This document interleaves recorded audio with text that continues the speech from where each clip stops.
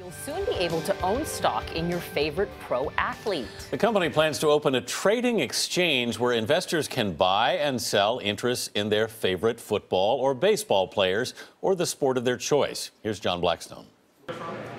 The office of FANTEX Inc. looks typical of other internet startups, but what FANTEX is selling is not typical. My name's Arian Foster. I'm just getting started.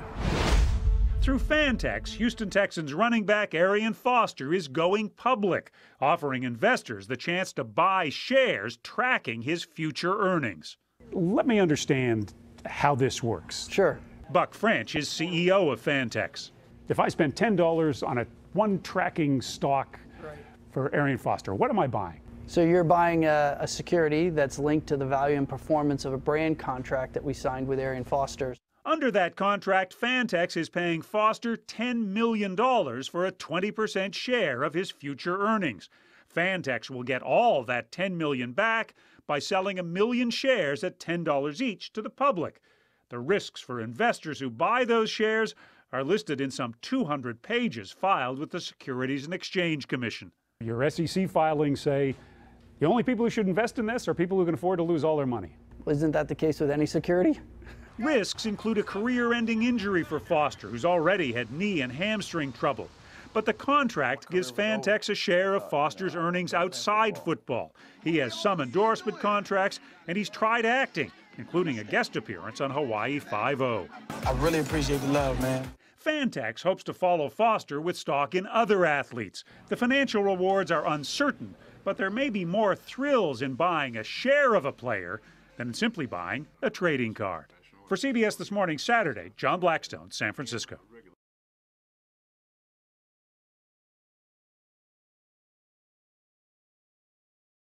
And here with more about this idea and how it could affect all professional sports is Sean Gregory, senior sports writer for Time Magazine. Sean, good morning. Good morning, Anthony. This strikes me as a really risky proposition for the fan because you fall in love with a player, you want to invest in them, but this is a very risky investment. It's very risky, and the risks are laid out in the prospectus. If you're thinking of investing in Arian Foster, I highly recommend you read it. Yeah, it's hugely risky for two reasons. One, well, for more than two reasons. Arian Foster can get hurt tomorrow, and the cash flow that backs up the security that you're buying could be gone in a heartbeat.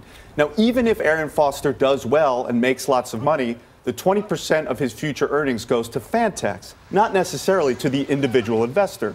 So it's up to FANTEX to pay a dividend to the individual investor, and that's not guaranteed.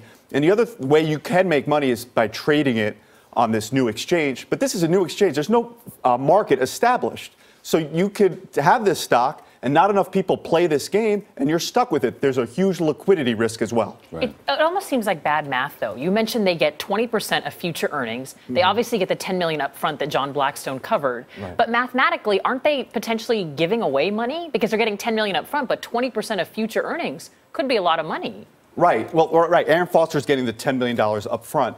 But he's insuring himself against future injuries. It's not a bad deal for an NFL running back. He's getting a guaranteed income. Right. He's getting a windfall. He's basically insuring himself. $10 million that individual investors are paying him. So do other athletes really want to be a part of this? Well, we don't know yet. I mean, they're trying to get other athletes on board. And if you're like a Derek Jeter, say, early in his career, you think you're going to play for 20 years, going to have steady income. There's not a ton of incentive to give up 20% of your future earnings. For an NFL running back who have much shorter careers, there's a lot more incentive. Where does the NFL itself come down on this? I mean, do they have a role in this in any way? Can they control it in any way? I don't think they could control it. They haven't commented. It could help them. If this thing takes off, it's like fantasy football. Fantasy football has been a huge boon to the NFL because it gins up interest in the game. So if you're investing in Arian Foster, have real money at stake, you're going to be watching Houston Texans games, and that's good for the NFL.